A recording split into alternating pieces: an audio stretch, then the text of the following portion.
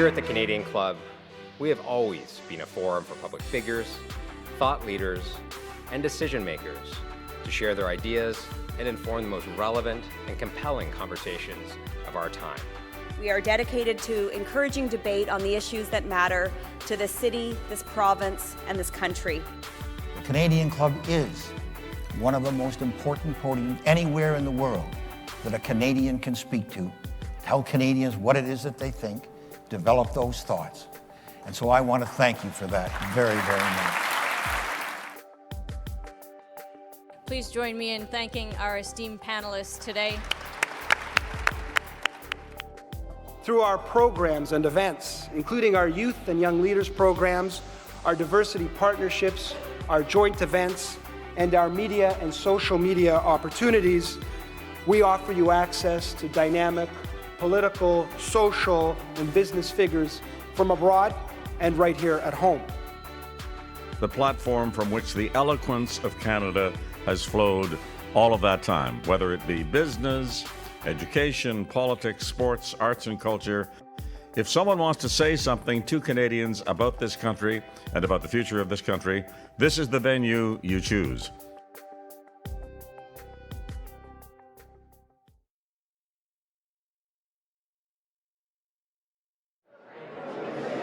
Hello, everyone. Hello, everyone. Good evening. Welcome, welcome to our 125th celebration. Are you having a good time? Well, I hope you have as good a time as we did pulling it together. The history that we got to go through and the memories we got to relive and the pictures of some of you in your youth. It was really, really lovely to have you all here. We got to reflect on the profound changes Canada, and therefore the club, has gone through over the past 125 years. I'm lucky to be able to learn from the important history of the club and Canada and help shape its future. I don't know if you heard me. I'm Colleen Kennedy, and I'm the Executive Director of the Canadian Club Toronto. Thank you. I'd like to begin this evening by introducing, speaking of the future and our nation's journey towards reconciliation. I wish to welcome our special guest this evening, Nyle Johnston, a member of the Chippewas of Nawash Unceded First Nation, an artist and traditional helper. He's going to get us started in a good way. Miigwech, we'll see you. Thank you.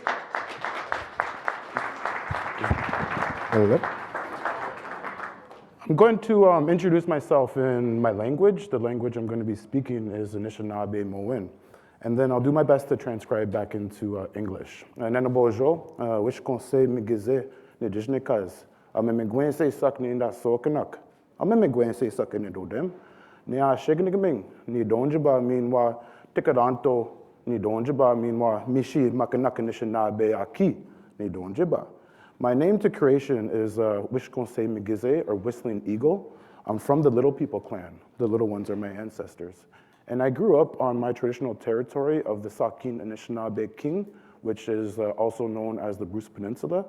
My reserve is known as Cape Croker. We call it Nea Shignikming, or the land surrounded by water on three sides.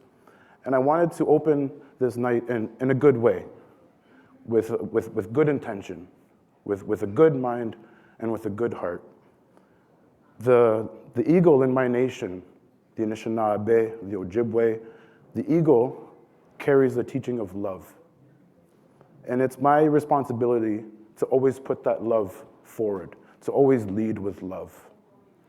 I wanted to acknowledge the land and all of the many nations that have called this beautiful territory of the Great Lakes home, the Wendat, the Mississauga, the Haudenosaunee, the Anishinaabe, but also remember that there's so many more family members that call this territory home as well.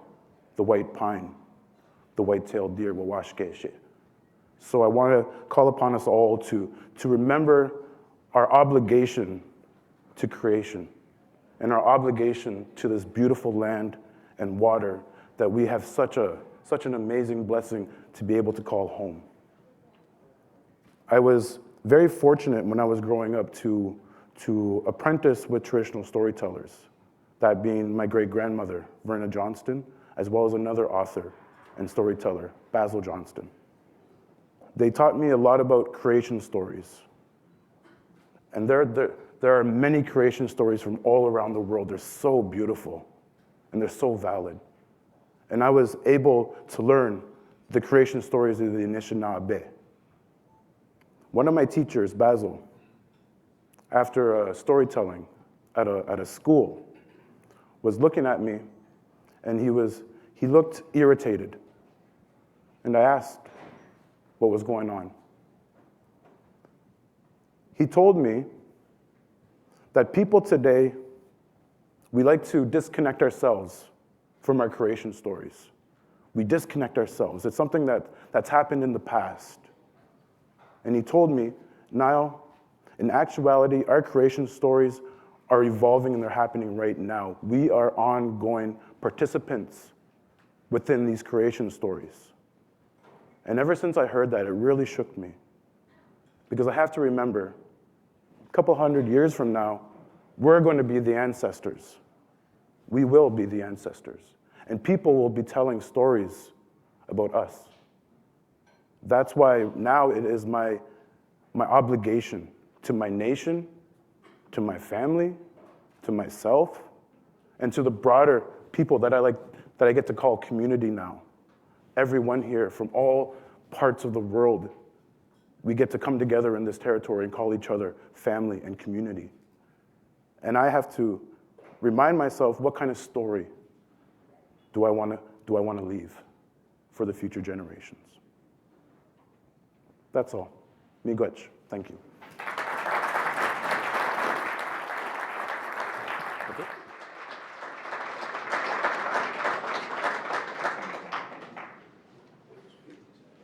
Good evening, members and guests. My name is Joseph Lowe, president of Canadian Club Toronto, and on behalf of the club, all our volunteers, all our staff, a warm welcome.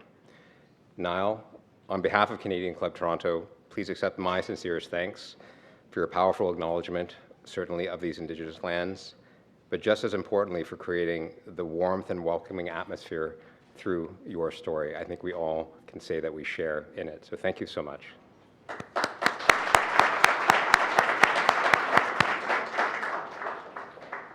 I'm very much honored to be part of the deep and impressive history of our gathering place, as well as the reason that we're gathering tonight.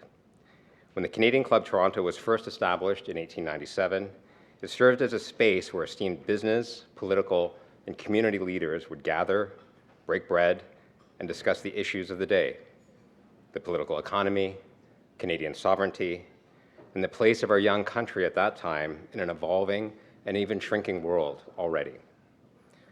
Tonight, we've turned Malapart into a veritable museum to mark our 125th anniversary and to take you back on a journey that reflects so eloquently the history of Canada itself. I encourage you to take a moment to explore these emblems and the artifacts. You'll see them in the hallway just outside of our space tonight. On January 17th, 1924, the headline from the Toronto Telegram took note of the diverse opinions expressed in the speeches at the club's 25th anniversary. And with the typical rhetorical flair of the day, it read something like this: orators told of everything about Canada, from its unity to its disruption. So, a century after that celebration, our club has become truly a technicolor space for celebrated guests and for brilliant and distinctive discussion. Our diversity is now all-encompassing, from opinions to lived experiences, whether they be gender, orientation, race, culture, religion, language, or socioeconomic status.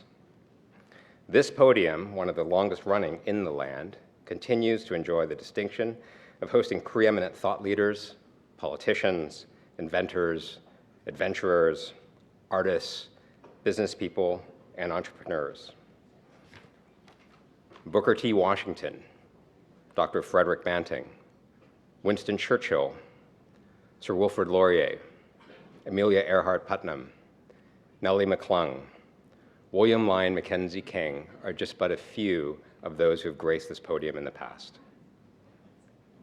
Our club would not have been able to sustain this level of interest and success without the dedicated efforts and interest of our members, guests, sponsors, and speakers over all of these years, all 3,623 of you. And I'm so pleased that the 200 or so of us gathered here today are representative of exactly that spirit. We are indebted to those past and present who have contributed to the Canadian Club Toronto being the most reputable and respected venue for Canadians to connect and to share. TD, thank you for supporting our celebratory event tonight. And Canadian Bankers Association, we are appreciative of your support all season long in this 125th year.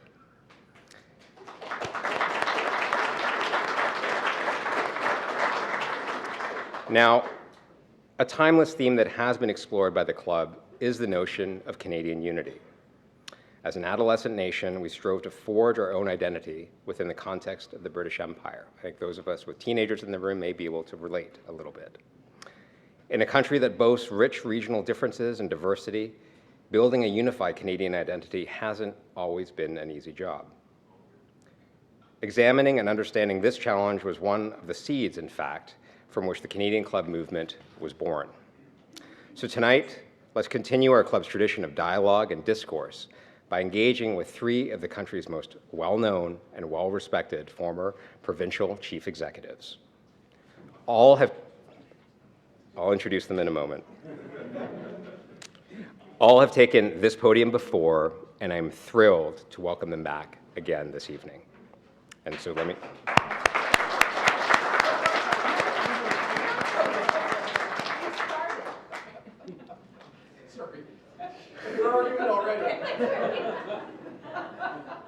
We can get you a room, too. All right, let me do this then. Christy Clarke, former Premier of British Columbia. As the longest-serving female Premier in Canadian history, Ms. Clarke led the government of British Columbia from 2011 to 2017. Her political legacy includes leading the nation in job creation and balancing no less than 5 consecutive budgets. Feels like a long time ago that we did do that. I'm sure we'll hear about it tonight. The Honourable Jason Kenney, former Premier of Alberta. Mr. Kenney served in political life for 30 years and was a prominent figure on Parliament Hill as well, with cabinet roles such as Minister of Multiculturalism, Minister of Citizenship and Immigration, Minister of Employment and Social Development, as well as Minister of National Defence. He led the United Conservative Party to victory in 2019 to become Alberta's 18th Premier. And of course, Kathleen Wynne, former Premier of Ontario. Hometown favorite. Our province's 25th Premier is known as a trailblazer. She is Ontario's first woman Premier and the country's first gay government leader, heading the Ontario Liberal Party for 5 years until 2018. She entered provincial politics in 2003 and had held several cabinet posts, including Minister of Education and Minister of Transportation. Prior to political life, Ms. Wynne was an educator as well as a school board trustee. And of course, moderating this evening's conversation is the anchor of TV Ontario's flagship current affairs program, The Agenda with Stephen Paikin. Yes.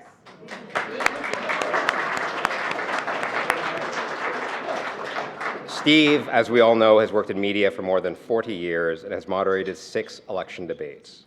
Most recently, and you can find a copy outside if they're still there, in fact, he has published a book about the Canadian Club's most famous honorary director, the Right Honourable John Turner.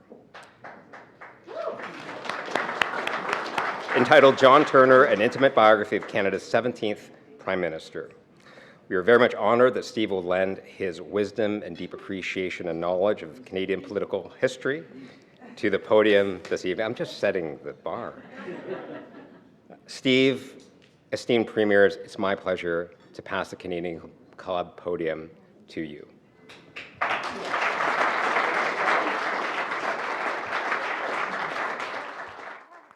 looks like beer. Looks like beer. It looks like beer. It does. Is that a Am I here? Thank you very much for the kind we go. I think, am I here? Wherever you like. Sure. I think they told me I was supposed Okay. Well done. Sorry that we interrupted. There we Where do go. you want me to sit, Colin? There we go. Okay. Sure. Right. Thank This you. is People not propping beer. themselves up at the bar. No, it looks like beer. I think the bar crowd needs to sit down. So it's starting already, is it? Here we go. Okay. Okay, I've already been reminded that I'm the only one who lost an election Well, that's not what I to get said. out of politics. Christy she didn't lose, Jason didn't lose, but you lost, Kathleen. So.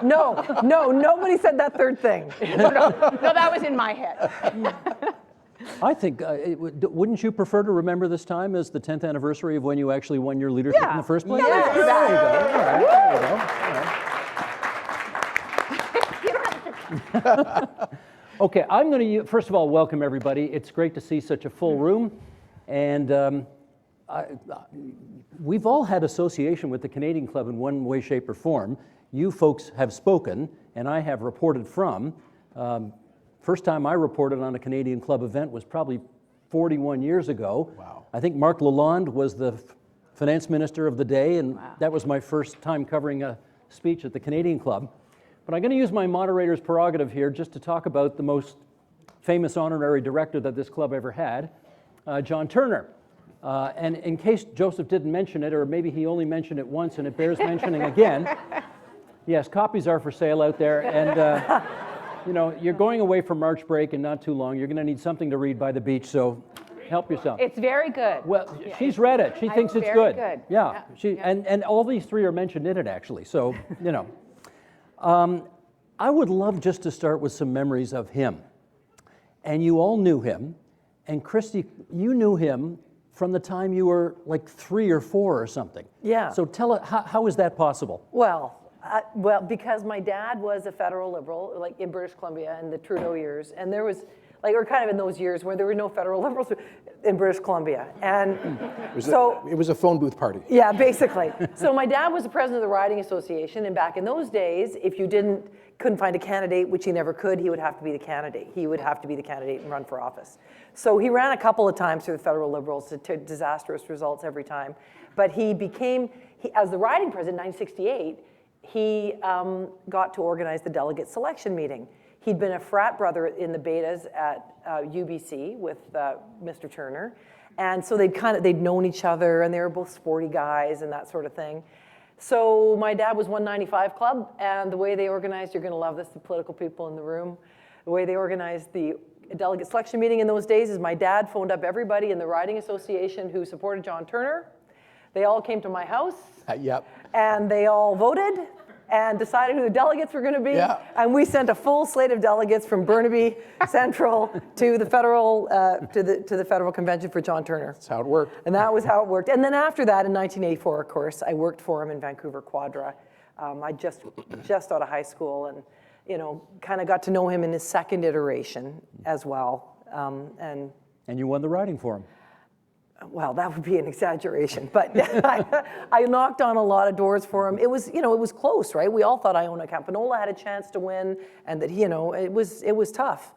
I can tell you, it was tough sledding in a West Side riding, even for a man of the stature and reputation of John Turner. But he got through. He made it through. Thank One goodness. Liberal in BC in that election to win. Yeah, the only one. The one in Western Canada. West of Thunder Bay, you're right. Yeah. Well, Yeah. it's Axworthy and him. Axworthy won in Winnipeg. 84? Okay. Yeah. There we go. And by the way, Brian Mulroney, I talked to him about your book after he'd read it around Christmas. And one of the things he said was, he said, it was a fantastic, he phoned me about your book. Like, he didn't phone me, he phoned me about your book. Wow. Because you mentioned my dad in it. Yeah. And he said, it's a great book, you gotta read it, Christy. And he talked about how in the debate with John Turner, that he felt like it hadn't been fair. He felt like he hadn't been fair to John Turner in looking back at that famous 1984 debate. He wasn't full of regret. Yeah, right. But he said, looking back at it and reading your description of it, it's one of those things, you look back as a politician, you say, I wish I'd done some things differently. Mr. Turner got a modicum of revenge 4 years later, for a little while. Yeah, he did. He bested him that night. He did. One went from stroke 40 of the pen. 40 to 80 seats, right? Yeah. Yeah, exactly. Now, your relationship with Mr. Turner goes back to your grandfather, actually. Yeah, well, similar in a way to Christy. My grandpa was a member of the 195 Club, which meant anybody who voted for John in the 1983... 68. Sorry, the 68 leadership and stayed loyal to him all through all of those years. Mm-hmm. My grandfather actually ran for the Liberal nomination in York North against Barney Danson in 1968. My grandpa was Canada's biggest dance band, big band leader for like 30, 40 years. Mark Kenney. Yeah, and his Western gentleman. And right. So I grew up as kind of like an extended member of that Turner circle. My grandfather never quite forgave me for eventually becoming a conservative. But you were a Liberal for a long time. I was a young Liberal, right? Very active, very pro-Turner. That's how we knew each other. I was Ralph Goodale's EA, famously. Yeah. And, but, you know, I guess the theme here is national unity. We had a pre-chat. It just occurred to me, Mr. Turner, an immigrant, arrives in Canada as an immigrant child, grows up first in a mining town in the interior of British Columbia, also in Ottawa, goes to school in Vancouver and Montreal, becomes an MP in Montreal, and then later is a doyen of Bay Street. I mean, he really understood much of the country and also came from that old school of civility. Now, you could be cynical about it. It's kind of Toronto Club, Mad Men era civility. But you know what? All of this like radical polarization that we will complain about tonight, well, at the starting point of that civility was to assume that your adversaries were actually acting in good faith and respect them. And I'm sure there's a whole section in your book I haven't read yet, Steve, about how close he was to Tories. I mean, he virtually saved John Diefenbaker's life on the beach in Bahamas? Trinidad and Tobago, I think. Trinidad and Tobago. Yeah. People don't imagine that. One of the top Liberals going into the water to save a Conservative Prime Minister. These days, it probably would have just submerged him. But you know, the book is available out there if you haven't. Okay, just letting you know. Now, you met him much later in life, yes? Yeah, I really only knew John Turner in the later years when I was going to political events, and he would come, and he was this presence at those events, and you know, always said to me, even though you'll read in the book, didn't support me in leadership. Right. Fine. You're over it? I'm over it. Okay. But he always offered help. You know, he would always say, "Let me know if there's anything I can do." And it felt like he was kind of watching over us in some way. And I also think that it was important to him to stay involved. You know, I think he loved the life, and he loved the connection, the political connection, and wanted to be part of it. So, and I just have to say, that civility and the when I read the book, I almost called you and said, "It's so male. It's such a boys' club. It's so clear why we are where we are." You know, it's so clear what formed us as a society. You know, and the values that even the civility. It was male to male civility. Mm-hmm. It's you know? true, absolutely. And that I'm not complaining. I'm just saying that's what it was. And I think, you know, when you read the book, that comes through in, you know, with such clarity. And he was a man of another time, obviously, but I don't think we can pretend that that's all gone away. You know? Yeah. So it was the fraternity brothers from UBC. Absolutely. So kind of it was the world he lived in. So yes, he was an immigrant, and yes, he went through all those things, but he was a tall, beautiful-looking, athletic, white, straight man. Yeah. Right? So, and that's great. You say that like it's a negative thing. No, I'm not saying that. I'm really trying not to say that as a negative thing. I'm just making an observation. Yeah. And I think it's an important observation because if I'm a young woman reading that book and I'm trying to figure out where I fit, or if I'm a person of color reading that book, there is nothing in that story where I can find myself, you know? And so the extension of that is, what have we done that's changed that allows people to find themselves? Yeah. Thus endeth the sermon. No, great question. Can I bookend that though with this? Later in life, Mr. Turner was so incredibly supportive of me as a young woman in politics, and always encouraging, and always really, I mean, he changed with the world, I think, you know. I mean, it certainly represented a period in time. It's the Mad Men Toronto Club group. Yeah. But I do think he evolved too. It's so interesting. We didn't see that as you much. called it the Toronto Club group because, of course, he tried to get into the Toronto Club and they wouldn't have him. They didn't allow him in, which is why. Now, just before we talk about national unity, all three of you gave speeches at the Canadian Club during the course of your premierships. And let's just take a moment here and talk about sort of one particular moment that might stay with you from those experiences. And Premier Clarke, I guess yours might have something to do with John Turner again. Yeah, John Turner heckled me. I was out doing a speech. You know, we started this LNG project in 2011, and I'm trying to raise money for, you know, trying to get confidence. The feds are all like, "You're crazy. This is a stupid idea. It will never happen." And you know, everybody just thought it was a dumb idea, and that I was never going to be able to pull it off. So. We are talking, I'm pitching it, and I did this big speech about, and it was back in the day when I had to say, LNG stands for liquefied natural gas, and here's how it works. And Mr. Turner is sitting there in the crowd, and he might have had a drink or two. No, Did you say a drink or 12? What did you say? No. There's a chapter on that. And I'm just sitting there, and I'm having my speech, and I'm talking, and Mr. Turner would go, you know, "Well, that's right, Christy." And then that would be fine. And then he would go, "But you know, I mean, I think you should think about it." And he's like Live commentary on the speech. He's kind of like Q&A in the middle of the speech, and I'm trying to keep going, and I'm kind of new at the job. Former Prime Minister. And I'm being heckled by the former Prime Minister. And at the end, I said hi to him, and we got a chance to chat. But it was completely harmless, but it was very unusual. Now you know what it was like being in Stephen Harper's cabinet. Oh, boom. Here we go. Boom. Okay. Premier Kenney, a memory from speaking at the Canadian Club. Well, yes. I think 3 days after I became Premier of Alberta, I spoke to a lunch crowd at the Royal York, and I think they told me it was sold out in one afternoon when they opened the tickets, and that surprised me. It was like 600 plus people. And when I was introduced, I mean, at first I was a bit nervous, you know, and I was this troublemaker with sharp elbows coming in from Alberta, landing on Bay Street, and didn't know what kind of response I would get. But I was introduced, I got a standing ovation before I'd said a word. Normally we should just sit down and that's done, right? It's over. And then I was interrupted by spontaneous applause many times. I'd been to a lot of Canadian Club events, and that was not normal, pretty often, a thoughtful but restrained crowd. And then I got a nice standing no on the way out. And, you know, the message I brought was, Albertans are proud Canadians. We are big Canadians. We believe in the original vision of the Federation.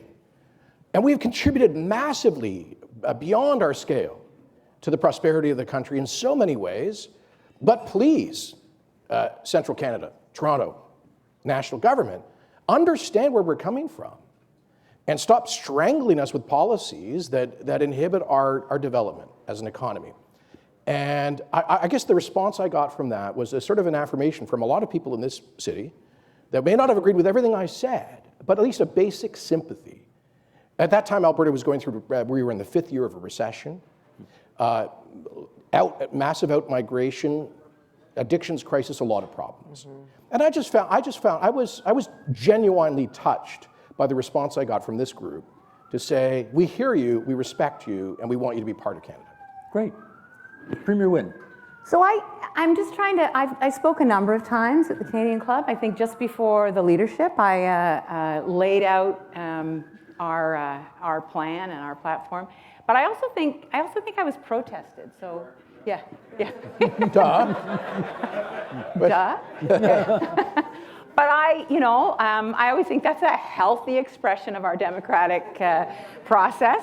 And to be honest, I mean, the standing ovations, yeah, they happen at the beginning, and sometimes throughout. But what a protest does is it gives you an opportunity to engage with the audience in a way that Oh, it was in I the room. The actually protest, love. there was. Oh yeah. Yeah. Okay. Oh yeah. Well, because I was never keen on people being kicked out, and wanted to hear what they had to say. So so that's my memory of, yes, great crowd, civil crowd, has done a huge service, I think, for the country over the years, over the 125 years, and also has allowed for dissent, which I think is so important. That's really what. Sounds like one of my caucus meetings. There you go. Do you notice how much funnier he is now that he's out of office? He's a riot.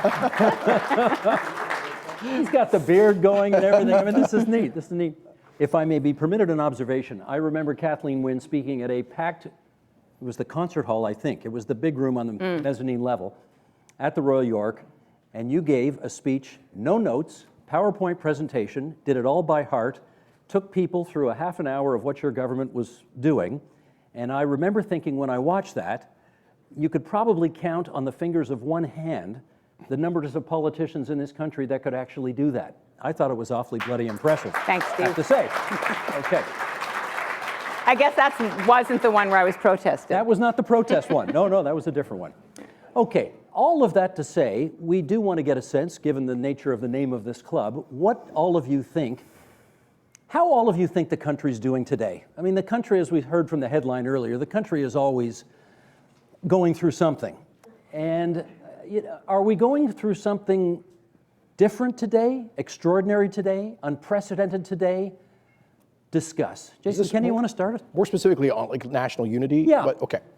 Well, the cliche, conventional lens for that discussion has always been Quebec separation and Western alienation, right? So my take on the positive side is this.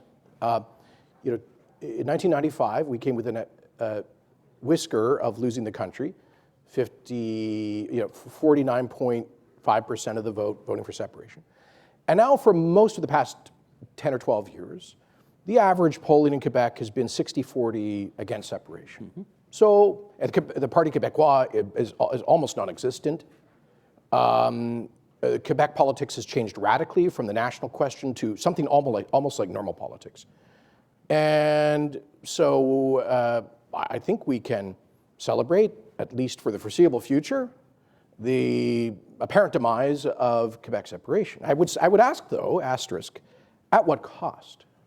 Because I think one could argue that they ended up winning the sovereignty association the PQ always sought. They're able to trample on the Canadian Constitution and principles of pluralism without a word of objection from any of the political leadership in Ottawa, creating effectively a separate constitutional order on issues that we can think about, like Bill 21. Meanwhile, getting $13 billion a year of equalization payments while running a budgetary surplus and being granted powers they don't even possess, like the ability to say no to interprovincial pipelines. John Horgan, your successor, always said to me, how come I couldn't say no on Trans Mountain, but they could say no on Energy East?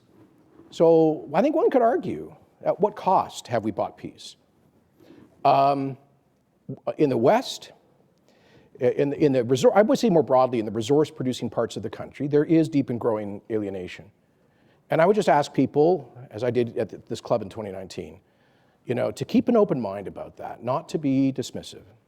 These are, we're typically good, hardworking, loyal, patriotic Canadians who have produced much of the wealth of our country, who everywhere they turn are being told that their jobs need to be phased out, there needs to be, that what they do is unethical, but while Ottawa continues to generate massive revenues from the energy and other resource industries.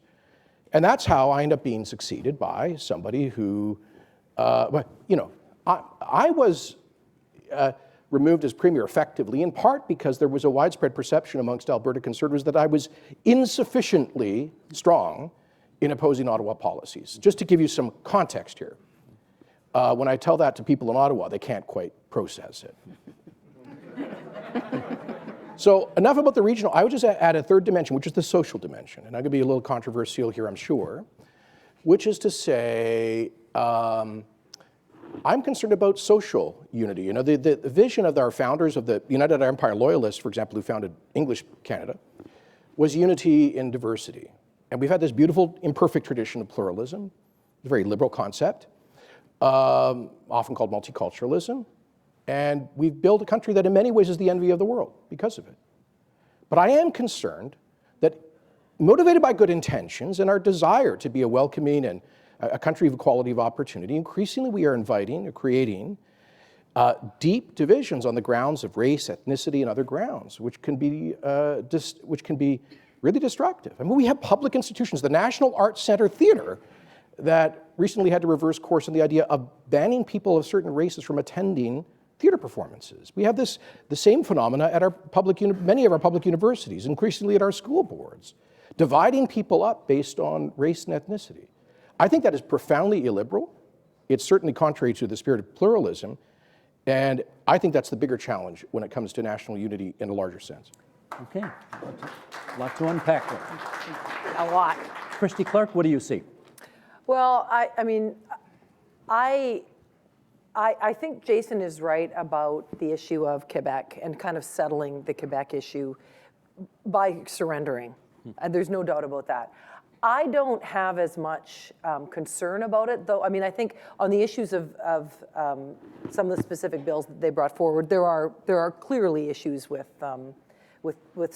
individual rights. However, if you look at it in this whole, I think provinces should have more rights in the country. And in fact, I think we should have the rights, provinces should have the rights that are set out in the BNA Act as the country was envisaged in the first place. And you know, I've never been in federal politics, so I'm not such a softie on this thing as you are. You're more in the Daniel Smith camp. I think that I would say, Steve, I think that the incursion of the federal government into areas of provincial jurisdiction, which are antithetical to the idea on which this country was founded, which really recognizes that in a very big country with hugely diverse economies, the federal government can't run everything. It has to be provinces that are making those decisions, especially on the economic issues, because provinces are big enough as it is. To manage those economies is hard, even at that level, which is hardly at the ground level. So I think, my issues, the things I would point to in terms of national disunity would be, first, the federal government's incursion into the areas of provincial jurisdiction. Provinces need to be allowed to innovate, do things differently, show different models. We need in Canada, we need competition, healthy competition between provinces to prove what can work and what can't, and to recognize that each province is unique. I also think, though, that in Canada, even if we accept that that's the case, and certainly that hasn't been the case for the last many years, where federal overregulation is just absolutely killing our ability to create wealth in this country, particularly from the resource sector, but in other sectors as well. We have to think about the fact that the federal government is not just making these incursions into provincial jurisdiction, they are also, I think, increasingly dividing the country. And that's a matter of tenor and tone. And if you think about the great prime ministers of Canada, think about modern memory. Think about modern in my lifetime. Think about Brian Mulroney and Jean Chrétien from two different parties, and how often they used to stand and talk about the things that hold us together as a country. That was what they focused on. They understood. They would stand up and be proud that they had elected an MP in every single province of Canada. Nobody cares about that anymore. They want to get elected with 37% of the vote, and they don't care where it comes from. Or 31%. Or 31%. Mm-hmm. And thank you for that correction. That was important. And in most of those, in that 31%, are 10 or 20 ridings that the governing party has won by less than 1%. That isn't country building. We need policy. What I decry is the lack of uniters in Canada. We need people who are going to talk about the things that we care about, that bind us together, because if prime ministers are not doing that, and instead leaders of the opposition, prime ministers are dividing us, this country will fall apart. So my last thing on this is this. If we look at the United States, we all feel pretty happy. We think, oh boy, those guys are in big trouble. Look how great we are. They're all fighting with each other all the time. Well, my view of the Americans is different. They have a constitution that they care enough to fight about. They fought a revolutionary war to make their country independent.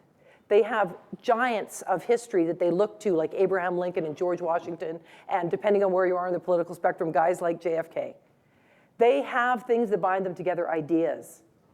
And ask yourself as Canadians, what are the big ideas? What is the history that binds us together? And if we don't have a prime minister reminding us about that, we are lost as a country. And I would argue the greatest threat to our country isn't actually federal incursion into provincial jurisdiction. It isn't the idea that people in Quebec don't care about the resource industry. It is the tenor and tone of our politics, which has become so divisive, setting provinces against each other, dividing us along what we believe in terms of social issues. And I mourn for the future if we do not get that fixed, Steve. Okay, thank you. Premier Wynne. What do you see out there? So I think that you guys have, you've identified a really big conversation that pieces of which will happen. I think the questions about constitutional position and placement. I mean, it's interesting, Christy, when you talk about the incursion of the federal government into provincial jurisdiction. I think one of the things that we got to grapple with in this country is the reality of cities being the creatures of provinces and not having the authority and the power to do the things that they actually could do, right? But that's not tweaking. I mean, that's something that would have to be a discussion. And we're, I don't think we're interested, and I want to come back to where I think we are, what we are interested in right now, but I don't think as a country anybody's saying we want to have a constitutional debate right now.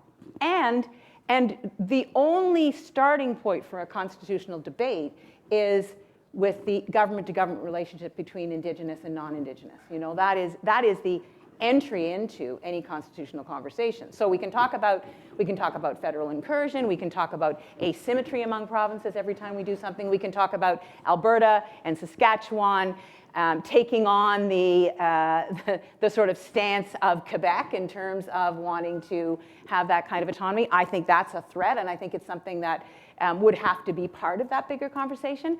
But honestly, what I think we're grappling with right now is partly that lack of a national project that you're talking about. But I think it's exceptional. You asked what's new and people are very grumpy.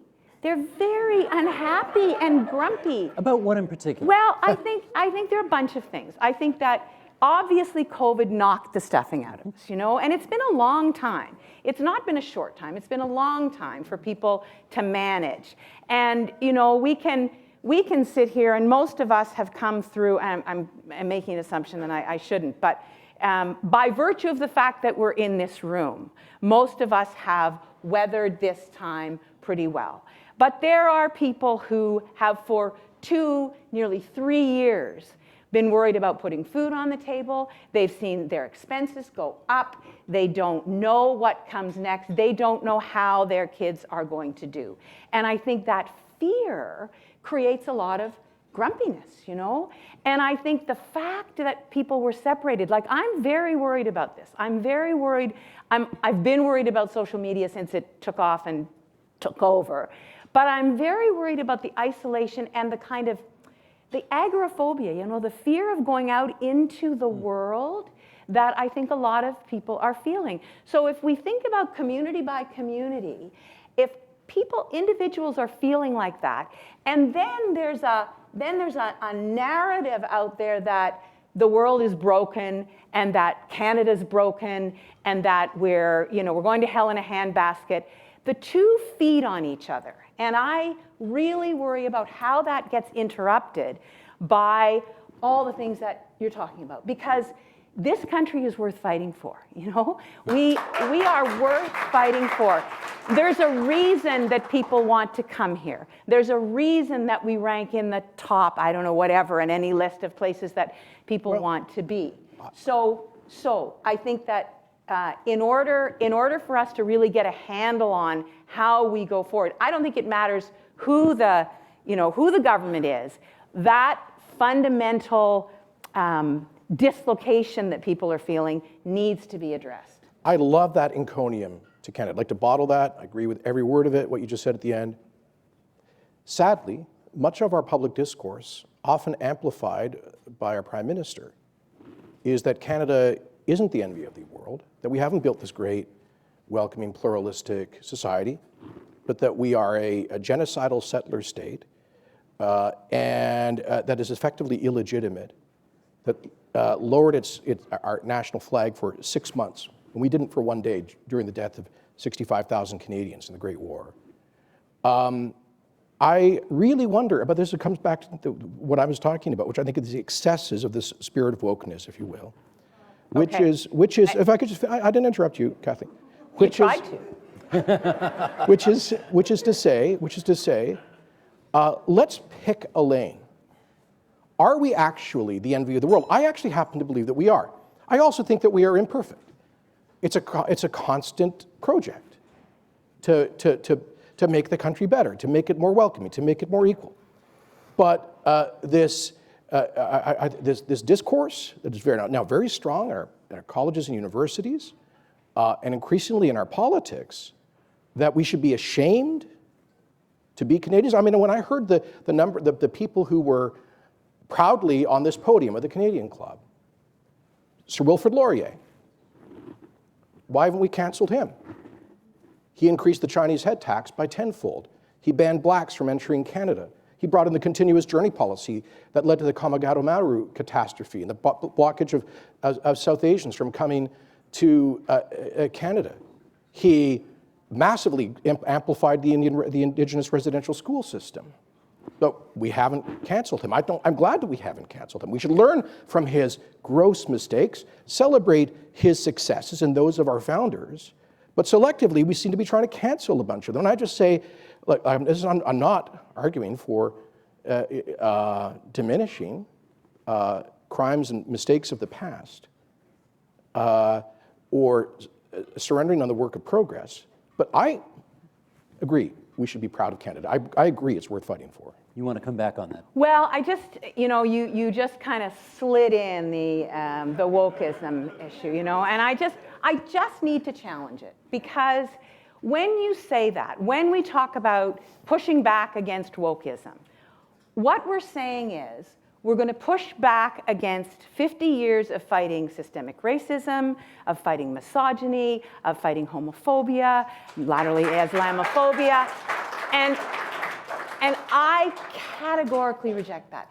I'm a lot older than you are, and I know that 50 years ago, when I was 19, there was a lot wrong in this society. There was a lot that really excluded people, and we had our work cut out for us. And that work that people in this room and so many others have done over all those years is to wake us up, whatever the language is. It was to wake us up to the systemic exclusion that was happening in our society. So to turn around now and say, we got to push back against that, I mean, sure, we need to examine what it is we're doing. I get that. But I really think there's a danger in being defensive about the past. Because if we're defensive about the past, then all the students in my class at U of T are going to walk away from us. And we need them. They come from all over the world. Their families have come here to make a life, and they want to make a life. But if we are defensive about, the white guys, and again, this comes back to my comment about John Turner. If we're defensive about what those men built, then we're not going to be able to build the new house that is Canada. I'm arguing globally for pride in Canada, recognition of our imperfections, not defensiveness. I think you need to break the tie here. Oh boy! Wow. Well, can I just start with this to say we do live in the most pluralistic society in the world. I mean, I spoke to the Aga Khan, the refugees that came from Uganda not long ago, celebrating their anniversary of their arrival in Canada, and just reflected on the fact that Canada is a project that's still ongoing. Like every new set of immigrants that come to the country builds it and changes it. And we are one of those very few countries in the world where you can't look back and go, you know, there was a better time than this. There aren't very many places in the world where that's the case, because we are constantly being transformed by all the people that are coming. Now, but here's, I guess, my contribution to this conversation. For me, it's the means by which we accomplish those goals of pluralism. And so, you know, there has been, and I think this is part of what you were speaking to, Jason, a change in the last 5 years probably about how we go about that. And I think we should be careful about that. We should be careful about silencing speech. We saw, you know, I'm careful about how I say this, but because I'm a huge advocate for vaccines and did not support the truckers' protests. But I can say this, when the federal government decided that it was okay to go in and take people's access to their private money away and draft the private sector banks into doing that, it was a step too far. And the fact that that was something that has kind of become acceptable, those kinds of actions in our conversation in Canada, tells me something about, it gives me some source to worry about where this conversation is going. So I think, you know, I'm 100% with you on pluralism and inclusion, and especially as a feminist, but I will say, I do think the way we go about it is something we should be careful about. A lot of those people that took me down politically, so I don't have... So I have more time for them than you do. I don't have a lot of personal sympathy for like the anti-vax sentiment, but I certainly have I respect their rights as citizens, their rights to protest legally and so forth. But it's the constant, and you alluded to this, constant turning the knife of division. I'll give you one example. Last week, the Prime Minister's statement for the International Holocaust Remembrance Day, which is the day of the liberation of Auschwitz, referred to, recently we've seen the Nazi flag flown in Ottawa. Well, my recollection, I stand to be corrected, there was, I think, one incident of a swastika in that month-long maelstrom of protest in Ottawa. One, and whether it was actually one of those folks or I don't know, but it's outrageous, disgusting, terrible, everyone must condemn it, agreed. But to work that into somehow a parallel to the murder of 6 million Jews is at the very least disturbing. And at any average hard left protest in this town on any given day, you're going to see a hammer and sickle. And you're not going to get a prime ministerial statement twisting the knife. I'm just suggesting that kind of, that is not the sort of leadership that we had in the past. But Jason, is this, I'm sorry. Well, I just have to ask, is this not a bigger conversation than a conversation about Justin Trudeau? I mean, this is a bigger conversation.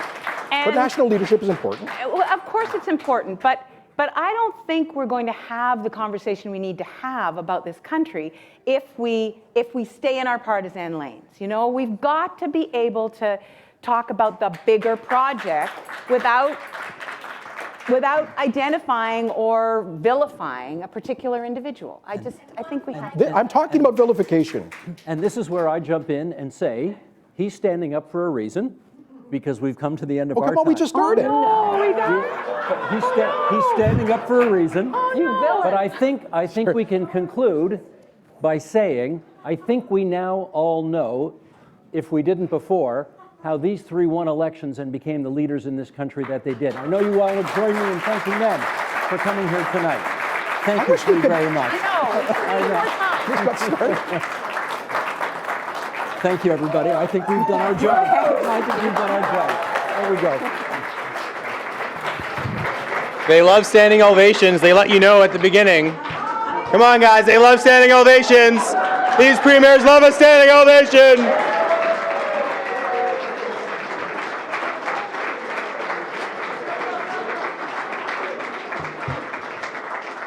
Wynne. I'm just joking. I'm kidding. I remember being trapped in Maple Leaf Gardens 10 years ago. It was terrifying, but we got out. My name's David Simmons. I'm the. Wasn't that fantastic, everybody? Wasn't that fantastic? I often say that stories have power, because stories give us license to shape, to reimagine, to feel included. Stories draw the circle that pulls people in. Stories have words that give us meaning and build us up. And as Premier Kenney and Premier Wynne exchanged, those words can also tear us down. And what I'm so proud of is that for 125 years, Canada's story has been told from this podium in a respectful way, in a thoughtful way, and in a kind way. And I'll tell you that as much as we could anticipate Premier Wynne and Premier Kenney and Premier Clarke having a varied set of opinions, they will be drinking things in the back of the bar, laughing and celebrating the beauty that is Canada. So thank you for joining us tonight and for being here. We really do appreciate it. And Steve, thank you. I don't know if you know this, but Steve Paikin just wrote a book about John Turner, and it's for sale in the hallway. You can get a copy. He might even sign it for you if you get a copy. And if you can't, and for those of you watching online, it's available at online retailers. I'd encourage you to go to a Canadian online retailer and purchase it as well. I intend to read it in March. Yeah, really. That's later. Steve, thank you for being a wonderful storyteller and even better Canadian. We appreciate you. For those of you who don't know me, my name is David Simmons. Hey, Scott, how you doing? My name is David Simmons. I am the immediate past president of the Canadian Club. And one of the things I love about being immediate past president is I was not the first black president of this club. Here, on the first day of Black History Month, I was not the first. I was not the second. Let's hear it. I am also a flaming homosexual. And I'm very proud to say I was not the first homosexual president of this club. I was not the second openly homosexual president of this club. We are a bunch of queers, and I'm very proud of that. And I was thrilled to follow a tremendous female president of the club who you'll hear later tonight, Anita Jo. And Jo, look at what other 125-year-old club has a past president's line? That is Joseph Lowe, David homosexual Simmons, and Anita McQuaig. I think that's pretty awesome. Okay, now that I've totally gone off script, let me introduce. Oh, I'm supposed to tell you to take photos. Colleen's so happy I'm not president anymore. I was supposed to tell you to take photos, post them online, tag the club, hashtag the club, and here's why. Because one of our lovely speakers from my season of the club, Air Canada's CEO, and now you're all listening, has given us 3 flight passes or gift cards? Flight passes that might be gift cards. They're gift cards, but you will get a chance to win 1 of 3 gift cards. So post them online. We will be selecting your memories, your favorite memory of the club. It could be when Kathleen Wynne had a banner fly down in her session, or when she wore her beautiful taupe suit. I was there that day when you gave that speech in heels for 30 minutes with keynote presentation, and Eye of the Tiger marched her in. It was amazing. Okay, so please do that. Let me introduce our next speaker so that we can have more drinks. Our next speaker is a professor of English at the University of Toronto. This is going to be really special as we talk about the beauty of Canada. Our next speaker is a 7th generation African Canadian and Mi'kmaq descendant. George Elliott Clarke is a poet. He's a novelist, playwright, and a critic, and his collections are impressive and expansive. We're so thrilled and privileged to have him here. George, the Canadian Club podium is yours. Please join us.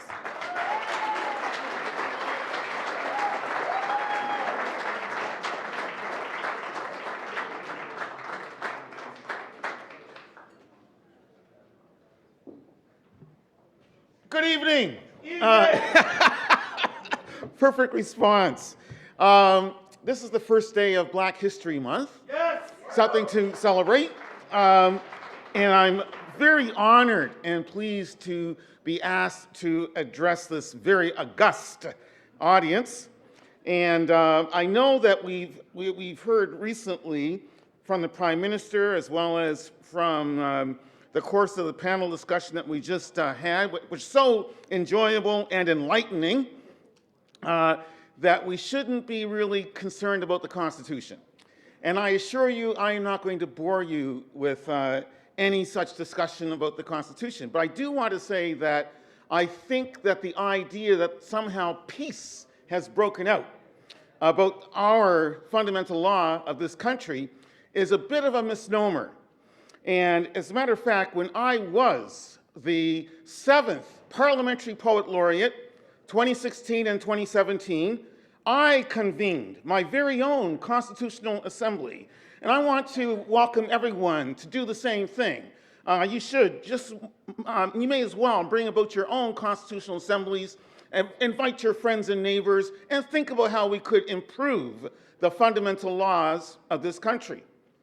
So here are the results of the sesquicentennial Constitutional Assembly that I chaired and called at the University of British Columbia in November 2017. On indigeneity. Recognize indigeneity as the fundamental characteristic of Canada and interpret the Constitution in this light. What I mean when I say that is that we should replace the Crown as the fundamental authority in this nation with, instead, indigeneity. If we were to do that, everything in this country would change to reflect the fundamental characteristic of this nation, which is its indigeneity. Relocate sovereignty to a plurality of legal representations in a plurinational state inspired by Indigenous peoples and cultures. Recognize Indigenous languages as official languages. Add a 4th level of government that acknowledges Indigenous self-government and self-determination. Dedicate 1% of all taxes collected to Indigenous peoples, First Nations, as a perpetual rent.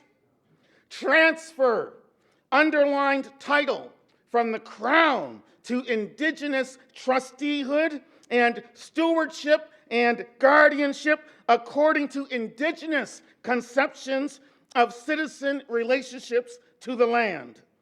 Recognize Indigenous autonomy in regards to managing traditional and ancestral lands. Incorporate into the public education system the promotion of Indigenous mindsets and ideologies.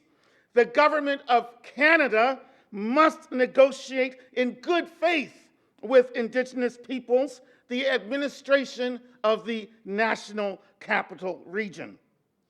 I believe that if we were to undertake these measures, again, everything in this country would change. We would cease to be a Eurocentric focused nation and become a nation where all of us become Indigenous, because all of the fundamental characteristics of this land would reflect that underlying reality.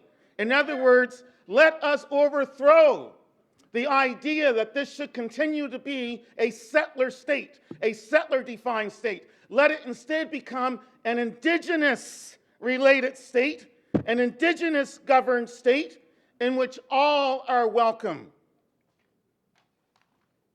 Oh yes, we should abolish the monarchy while we're at it. It's about time, I think, and we should follow Barbados with that.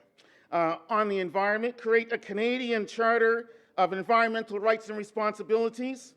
Recognize the fundamental right to live in a healthy and sustainable environment.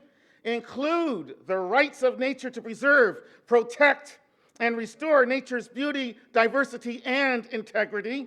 Protect from development at least half of Canada's terrestrial and marine area, establish an Office of the Public Advocate charged with preservation of the environment, ecosystem, and natural resources, to report annually to Parliament and derive its funding from a 20% tax on all resource extraction activities in Canada, Mr. Kenney. Provinces shall ensure that both public and private primary and secondary education systems dedicate at least 5% of class time to the study of environmental preservation. Public education curricula must foster positive relationships between citizens and nature, with an emphasis on the morality of the inclusion of nature in civil society. Enshrine a right to health care, including publicly funded dental, vision, prescription drugs, including marijuana, family planning, and fertility treatments. Recognize the right to clean water as a human right, beginning with reserves. Recognize a right to public transportation. Recognize a right to public control of broadcasting. On multiculturalism, break down or dissolve fiefdoms of privilege, legislate more affirmative action and or employment equity programs targeting visible minorities, I will say so-called visible minorities. Instruct political parties to offer diverse lists of potential candidates truly reflective of the diversity of the Canadian people. Recognize third languages as official where numbers warrant. Recognize Canada as a multilingual nation. On foreign affairs, identify Canada as a pacifist, demilitarized nation. Amend Section 146 to allow for the admission of new provinces, including territories not presently part of the territorial limits of Canada. I personally would welcome Turks and Caicos. Invest powers over declaration of war or negotiation of peace with the Prime Minister, subject to parliamentary oversight. I want to thank you very, very much for paying such close attention to the constitutional ideas that came up from my sesquicentennial Constitutional Assembly, those very few modest amendments, and I will, they are modest actually, but we can start with recognizing the indigenous nature of this nation and changing the Constitution to absolutely reflect that fact fundamentally. But I will conclude with a poem. It's a very brief poem. It's from this book, which is not for sale tonight. And it's my latest installment of my epic poem called Canticles. This is Canticles 3, 2022. The poem is titled The Poetics, and it's by an African Nova Scotian, Africadian, African Baptist woman whose name is Louisa Bailey, who was in fact a historical poet of the African Baptist Church.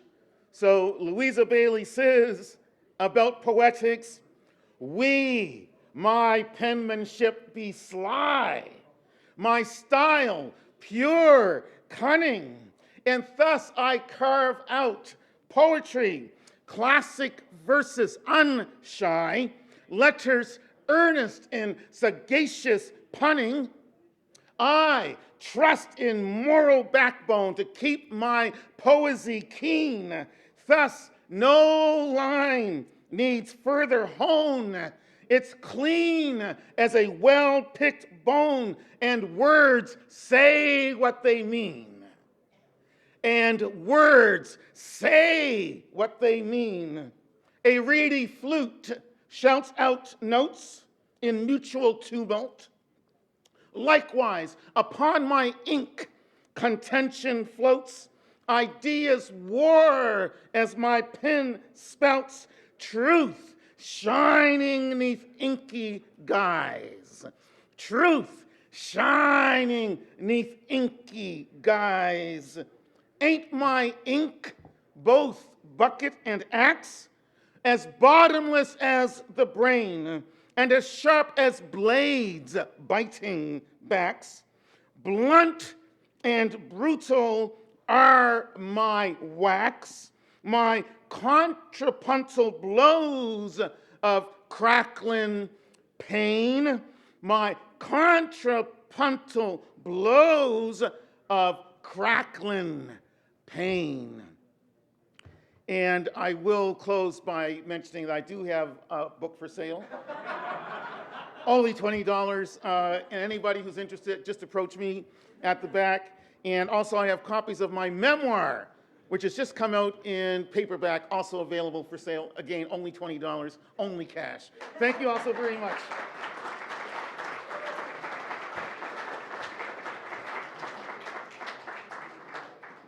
I don't even know how to begin to follow that, but I'm going to try. Professor Clarke, on behalf of the Canadian Club, thank you so much for that eloquent and passionate remarks. Your poetic message was a perfect conclusion to this evening's program where nobody held anything back, and I'm sure the debate will continue after at the bar. My name is Anita McCuitt, and I am a past president of the club. I was president during the 2020 to 2021 season, which was an entirely virtual season. And I have the very important job of doing the thank yous tonight.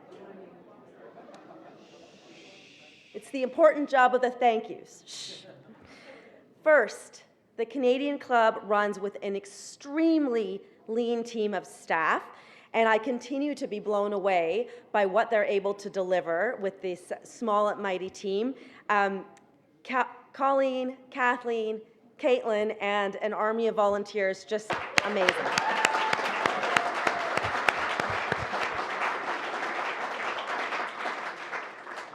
I'd like to thank one of our current board members, Tracy Pierce, for chairing our 125th celebration, and the committee who helped bring it to life, including Dale McDermott, Glenn Parkinson, and Karen Restool. Thank you, thank you, thank you. And I actually want to thank all of the board members, past and present. It's a very demanding and active board, and I know you've put countless hours into programming, marketing, budgeting, and just ensuring that you're preserving the legacy of the club. So thank you to all the board members. And lastly, I'd like to acknowledge all the past presidents who took the time to serve the club and really promote our democratic and eloquent country that we enjoy. We have a few past presidents in attendance today, and I'd like to honor them now. I won't make you stand, but maybe just raise your hand and wave, or raise, yes. So Bruce Sellery, 2019 to 2020. Nalini Stewart, 1997 to 98. Libby Burnham, hi Libby, 95 to 96. So thank you, presidents, for all of your leadership. We would not have made it this far without your dedication. So to celebrate all that we've done in our birthday, we have this miniature cake. And I'm going to invite David and Joe to join me. We'll do a little cake cutting. There is actual dessert at the back for everybody.